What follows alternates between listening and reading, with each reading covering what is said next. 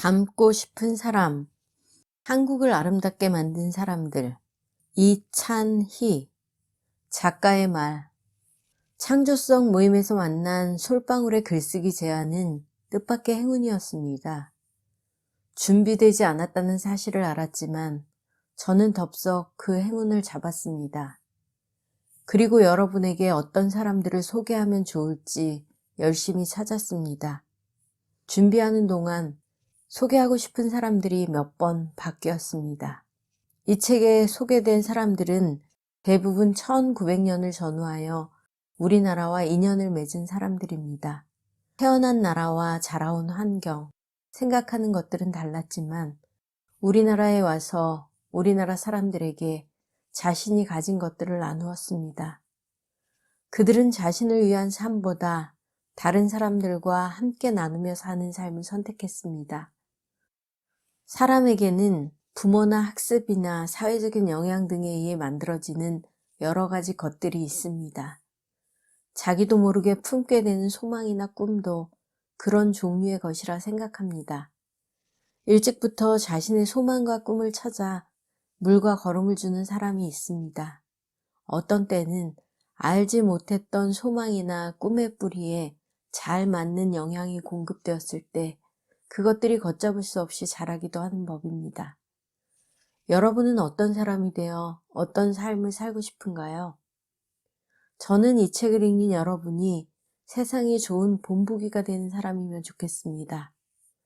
여러분을 떠올리면 흐뭇한 미소가 떠오르고 행복한 기운을 느끼며 힘을 내게 되는 그런 사람이었으면 합니다. 더불어 자신과 다른 사람의 소망의 뿌리에 물과 거름을 주는 사람이었으면 좋겠습니다. 이 책은 솔방울의 권유와 국내 인물을 소개한 하지숙 작가님, 고래가 숨쉬는 도서관 덕분에 완성되었습니다.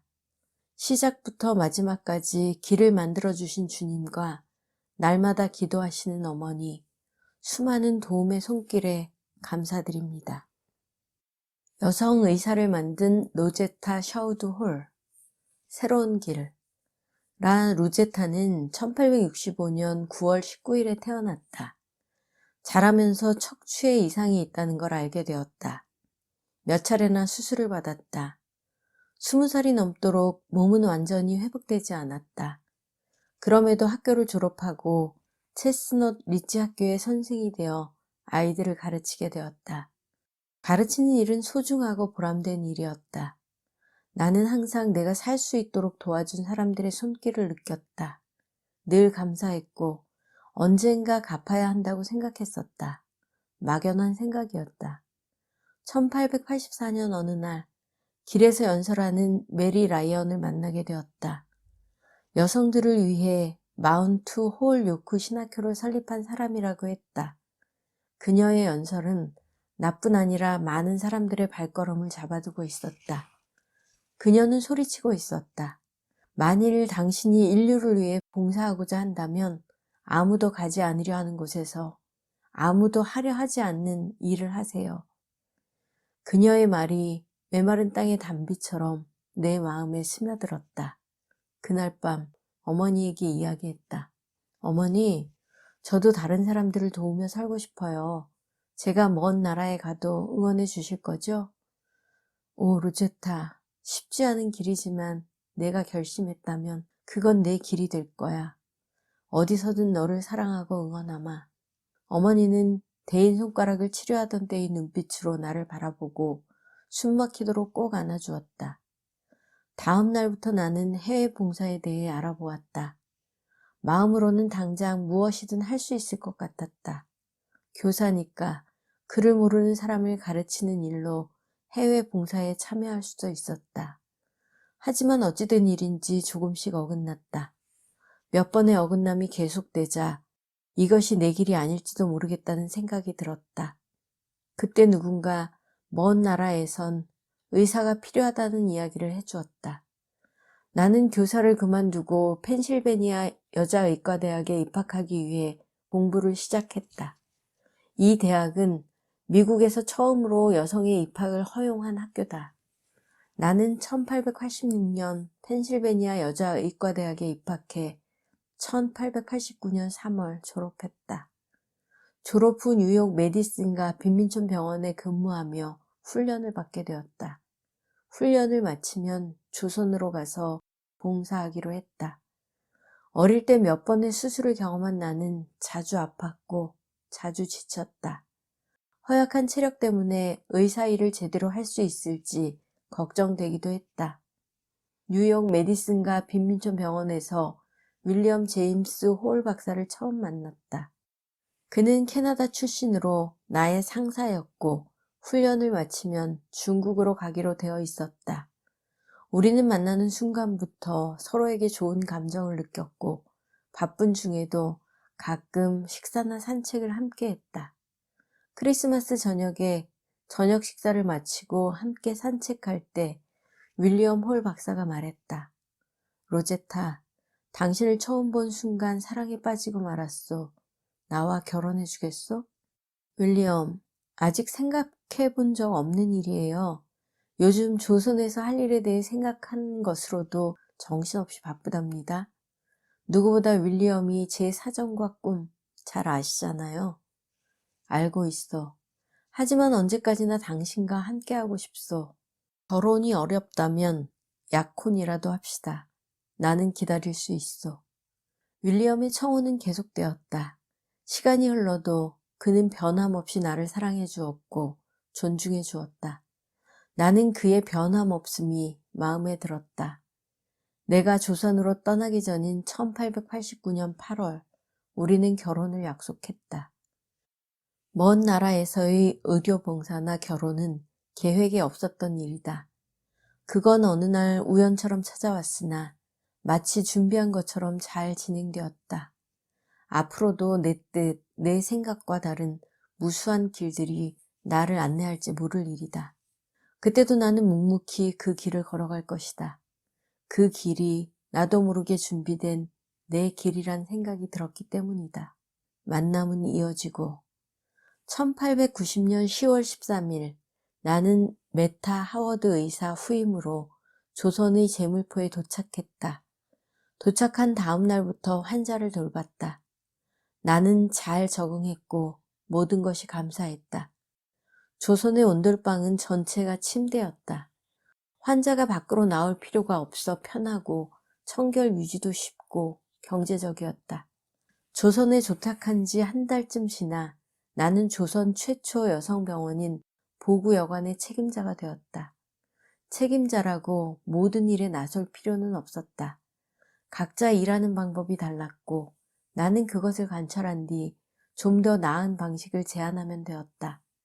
내게 가장 큰 고민은 조선말이었다. 조선말은 어려웠고 좀처럼 늘지 않았다.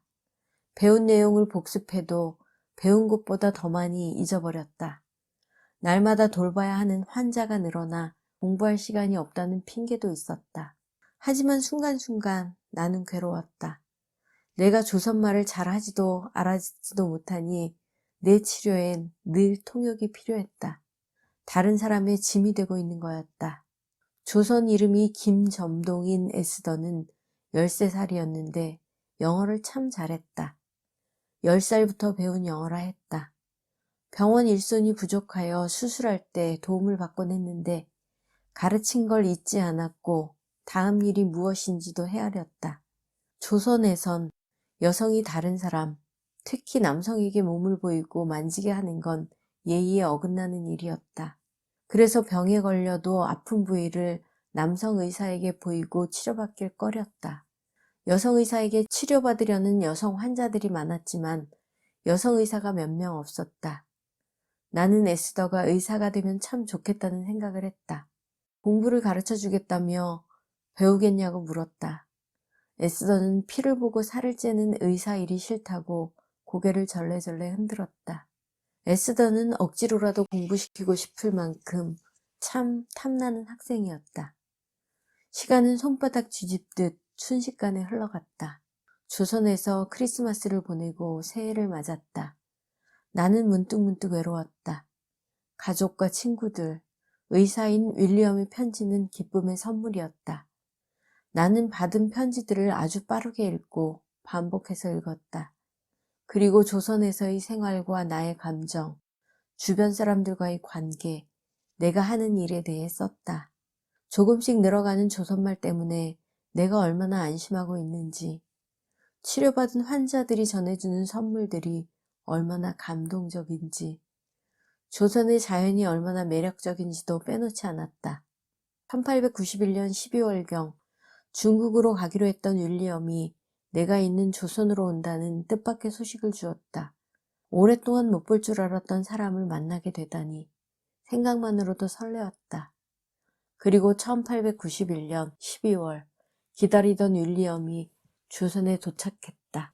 그는 모든 일에 늘 열심이었고 사람들을 사랑하였으며 자기가 가진 많은 것을 내주는 선함을 가지고 있었다. 나는 그와 함께할 조선에서의 일들이 기대되었다. 나눌수록 커지는 기쁨. 지친 몸을 움직여 하루 일을 마무리하던 어느 저녁이었다. 낡고 허름한 옷차림의 부부가 화상으로 손가락이 손바닥에 붙은 딸을 병원에 데려왔다. 수술이 필요한 환자였다. 부모를 설득하여 딸을 입원시키고 오그라든 세 손가락을 펴는 수술을 했다. 수술은 성공이었다. 하지만 오그라들었던 손가락을 펴니 손에 피부가 모자랐다.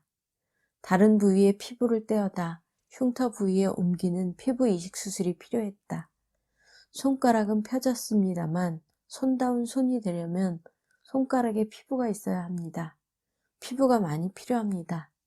지금부터 환자의 허벅지 피부를 떼어다 손에 붙이겠습니다. 에스더에게 이 말을 통역해달라고 했다. 부모도 지켜보던 사람들도 놀란 얼굴로 웅성거렸다. 수술은 잘 끝냈지만 완전한 상태는 아니었다. 아직 피부가 모자랍니다. 누가 피부 좀 나눠주시겠어요? 그렇게 어려운 일은 아닙니다. 에스더가 통역했지만 사람들은 멀뚱멀뚱 나만 바라보았다. 이 상황이 제대로 이해되지 않는 것 같았다. 어쩌면 피부를 떼어낸다는 것에 겁을 먹었을 수도 있었다. 이대로 피부 이식을 못하면 지금까지 수술이 소용없어진다. 마음이 다급해진 나는 큰 소리로 말했다. 나 좀 도와주세요. 내 피부를 이식해야겠어요. 안 돼요, 선생님. 선생님은 수술을 하셔야 하잖아요. 에스더와 다른 선생님이 놀라서 나를 말렸지만 나는 내 팔에 피부를 떼어다 환자의 손에 붙였다. 그런데도 피부 조직은 여전히 모자랐다. 내가 나의 피부를 좀 더 떼어내려 하자 주변 사람들이 수술 도구를 치워버렸다. 어쩔 수 없이 수술은 중단되었다. 다음 날 지난밤에 소식을 들은 병원 식구들이 피부 이식에 참여하겠다고 했다. 환자의 가족도 참여했다. 덕분에 환자의 피부 이식 수술은 성공했다. 여러 사람이 사랑으로 나누어준 피부로 환자의 손도 깨끗한 손이 되었다. 태어나는 환자를 배웅하는 마음은 뿌듯하고 뭉클했다. 환자의 부모는 나에게 수탉 1마리와 암탉 3마리를 선물했다. 아마도 이것이 그 부모가 나에게 줄 수 있는 최고의 선물일 것이다. 나는 그들의 선물, 아니 마음, 아니 사랑을 음식으로 만들어 병원 환자들에게 나누어 주었다. 그것은 영양이 부실한 환자들에게 기쁘고 좋은 선물이었다. 나날이 환자가 늘었다. 수술 환자도 많았다. 조선에 도착하여 10개월 동안 2359건의 진료와 82건의 왕진, 6천여 건의 처방전이 발행되었다. 그 사이 에스더의 마음에도 변화가 생겼다. 언청이 수술 환자 때문이었다. 언청이는 임신 기간에 입천장과 입술을 만드는 피부 조직이 바르게 붙지 못하고 갈라지거나 떨어져 입술 주위가 보통 사람과 다르게 태어나 고통받는 병이었다. 선생님, 제게 의술을 가르쳐 주시겠어요? 의술은 참 대단한 것 같아요. 저 환자는 10년이 넘게 고통에 시달려 왔는데 수술로 저렇게 깨끗해졌어요. 잘할 수 있을지는 모르겠지만 저도 선생님처럼 다른 사람들에게 기쁨을 주며 살고 싶어졌어요. 혹시라도 에스더의 마음이 변할까봐 나는 급히 병원에서 일하는 오와카, 수산나, 봉선, 애니를 학생으로 맞이했다. 그들을 위해 교환을 만들고 기초의학을 가르치기 시작했다. 그녀들은 열심이었다. 나는 이 공부가 그녀들에게 다른 세상, 더 넓은 세상을 보여줄 것이라 믿었다. 아름다운 약속. 1891년 6월 27일, 나는 윌리엄 제임스 홀과 결혼했다. 신혼여행을 다녀온 후 윌리엄은 평양으로 떠났다. 각자 다른 지역에서 일하느라 우리는 자주 만나지 못했다. 그래도 혼자 걷는 길보다 둘이 걷는 길이 더 좋았다. 내가 결혼을 하니 에스더가 신경 쓰였다. 그해 겨울 윌리엄을 돕고 있는 박유산을 만났다. 그는 책임감 있고 온유한 사람이었다. 여성은 밥하고 빨래하고 바느질을 잘해야 한다는 조선 남성의 생각이 별로 없는 사람이었다. 에스더는 어떤 사람이 좋아? 결혼한다면 어떤 사람과 하고 싶어? 그를 만난 후 내가 에스더에게 물었다. 에스더는 말없이 미소만 지었다. 나는 에스더에게 그를 소개시켜 주었고 에스더도 그를 마음에 들어 했다. 하지만 딸이 가난한 남자에게 시집가 고생하는 것이 싫다고 에스더의 부모가 둘의 결혼을 반대했다. 그럼에도 그들은 1893년 5월 24일 결혼했다. 1893년 3월 나는 동대문 옆에 볼드윈 진료소를 개설했다. 조선에는 낮에 돌아다니지 못하는 여성들이 많았고 나는 그녀들을 위해 밤에도 진료소를 열었다. 하지만 성 안에 있는 병원을 찾지 못하는 여성들을 위한 성박 병원이 필요했다. 동대문 진료소는 성박 가난한 여성들이 찾아오기 쉬운 곳이었다. 윌리엄도 병원의 필요성을 호소하고 다니며 기금을 모아 평양에 병원을 건축하고 있었다. 각자 맡은 일을 위해 떨어져 살고 있던 윌리엄과 나, 에스더와 박유사는 병원 건축이 끝나면 평양에서 함께하기로 했다. 그리고 1893년 11월 10일 남편과 나는 아들 셔우드라는 큰 선물을 받았다. 1894년 5월 8일 나와 에스더는 남편이 있는 평양에 도착했다. 외국인으로 처음 평양에서 살게 된 우리 가족, 특히 아들 셔우드는 사람들의 좋은 구경거리가 되었다. 아이를 보기 위해 사람들이 몰려들었고 소란을 막기 위해 줄을 세웠다. 10명을 한 조로 5분씩 아이를 볼 수 있게 했고 그 사이 그들에게 전염병 예방법, 기도하는 법, 다른 나라의 문화에 대해 이야기해 주었다. 사람들은 즐거워했다. 병원은 매일 시장처럼 떠들썩했다. 진찰실이 환자로 가득해 정신없던 어느 날 햇살에 눈부신 행복한 얼굴로 남편이 나를 돌아보며 말했다. 나는 이 일이 너무 좋고 늘 이야기하는 거지만 당신도 점점 좋소. 한평생 당신과 이렇게 사람들을 도우며 살 수 있기를 바라오. 다시 태어나도 당신을 만나고 싶소. 저도 이 일이 좋아요. 당신을 만나게 되어서 당신과 함께여서 얼마나 감사한지 몰라요. 겨울 햇살 같은 따스한 날들이었지만 아주 잠깐의 시간이었다. 7월이 되자 일본군이 평양 시내에 주둔했다. 그것을 핑계로 청나라 군사가 진격해왔다. 청일 전쟁이 시작된 것이다. 전쟁으로 평양에 수많은 사상자가 생겼다. 남편과 나는 환자들을 돌보느라 전쟁의 위험에 대해 생각할 겨를이 없었다. 전쟁터에 남은 우리에게 빨리 서울로 돌아오라는 친구들의 간곡한 요청이 계속되었다. 우리가 버티기 어려운 정도의 상황이 되어 어쩔 수 없이 서울로 왔다.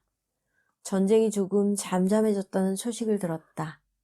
윌리엄은 잡는 사람들을 뿌리치고 평양으로 떠났다. 로제타, 이곳은 차마 눈뜨고 볼 수 없는 곳이 되었어. 여기저기 시신이 산처럼 쌓여 있고 그로 인한 악취와 전염병이 들끓고 있어.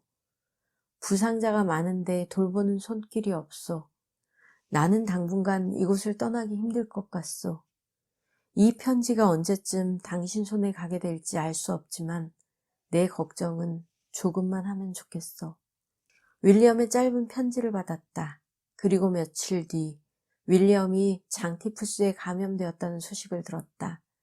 장티푸스는 세균에 의해 생기는 병으로 높은 열, 배 아픔, 출혈 등의 증상을 보이고 치료가 어려운 병이었다.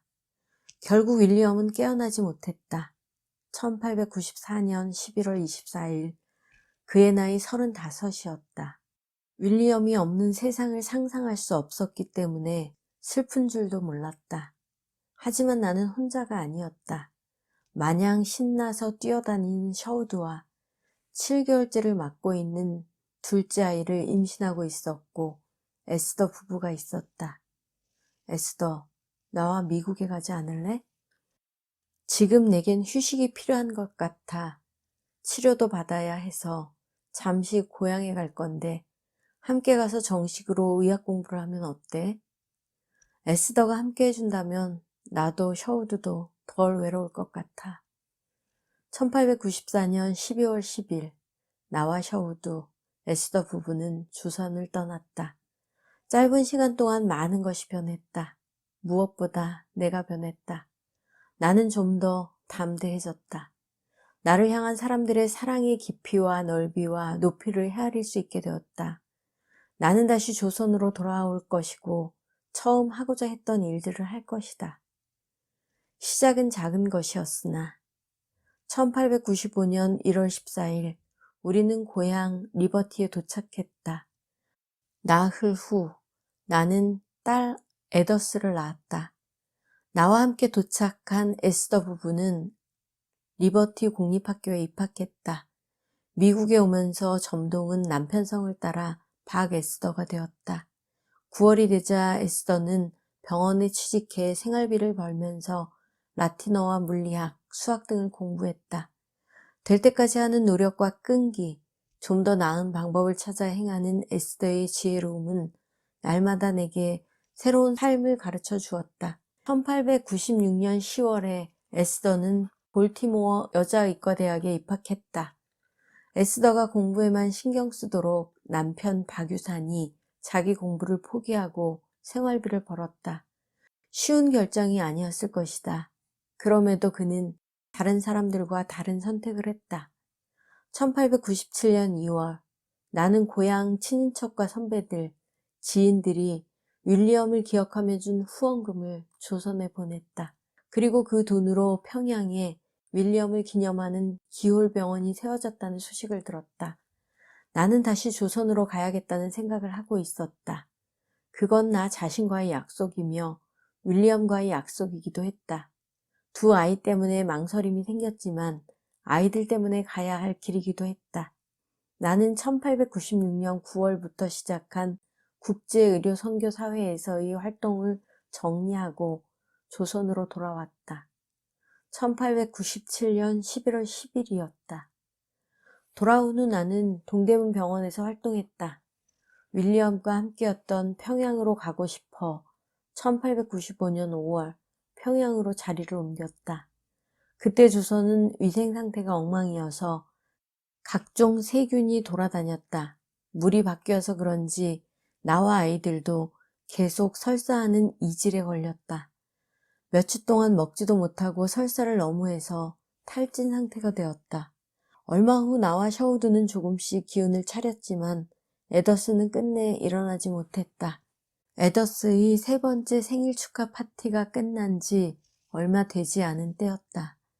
윌리엄을 보냈을 때와 달리 나는 슬퍼 미칠 것 같았다. 누구를 향한 것인지 모를 원망과 분노가 온몸에 꽉 차올라 누군가 슬쩍 건드리기만 해도 폭발할 것 같았다. 하지만 슬픔과 분노에 빠져 있기엔 할 일이 너무 많았다. 무엇보다 내가 설립하는 평양 여성진료소인 강혜여원의 개원이 다가와 있었다. 불가능한 일이라고 생각했던 강혜여원이 1898년 6월 18일 많은 사람들의 관심을 받으며 세워졌다. 강혜여원은 여성들을 위한 진료소였고 나는 딸 에더스를 생각하며 에더스 마가렛 어린이 병동도 만들었다. 예전에 배웠던 점자를 한글 맞춤법에 맞춰 만들고 이것을 시각장애인들이 사용할 수 있도록 특수교육도 시작했다. 새로운 일은 에더스를 잃은 슬픔을 잠시라도 잊게 해주었다. 치료받은 사람들이 보내는 환한 미소는 순간순간 기쁨과 감사를 되돌려 주었다. 잘 자라주는 셔우드는 나의 소망이 되어 주었다. 에더스를 잃고 시작한 시각장애인들을 위한 특수교육은 1900년 1월 맹아학교 설립으로 결실을 맺었다. 또 조선 최초로 시각장애인을 위한 점자 교과서도 발행하게 되었다. 시각장애인을 위한 교육이 내게 점점 큰 의미로 다가왔고 커다랗게 퍼져가는 것을 느낄 수 있었다. 슬프지만 슬프지 않은 선생님, 슬픈 소식 전합니다. 남편 박유산이 폐결핵으로 4월 29일 하늘나라로 떠났습니다. 졸업시험이 끝나면 곧 졸업인데 기다리지 못하고 가버렸습니다. 지금은 아무것도 생각나지 않습니다. 졸업시험에 최선을 다해야 한다는 생각뿐입니다. 그것만이 보잘것없는 나를 위해 주었던 그에게 보답하는 길인 것 같습니다. 졸업하면 바로 조선으로 가겠습니다. 선생님 곁에서 도우며 살겠습니다. 곧 뵙겠습니다. 1900년 10월 볼티모어 여자의과대학을 마치고 조선 최초의 여의사가 된 에스더가 돌아왔다. 서로의 어깨에 있는 슬픔의 무게를 짐작하며 우리는 말없이 서로를 토닥일 수밖에 없었다. 내가 그랬듯 그녀에게도 고단한 몸을 쉬게 할 곳과 슬픔의 무게가 줄어들 시간이 필요한 것이었다. 에스더를 위해 내 슬픔을 누르고 있었지만 나는 정상이 아니었다. 에스더를 보낸 뒤 어머니도 세상을 떠나자 큰 충격을 받았다. 신경쇠약으로 일상생활이 어려운 상황이 되었고 건강을 위해 잠시 모든 것을 정리하고 떠나기로 했다. 1901년 6월이었다. 요양을 마치고 평양 광해여원으로 돌아온 건 1903년 3월. 서울의 에스더에게 도움의 손길을 요청했다.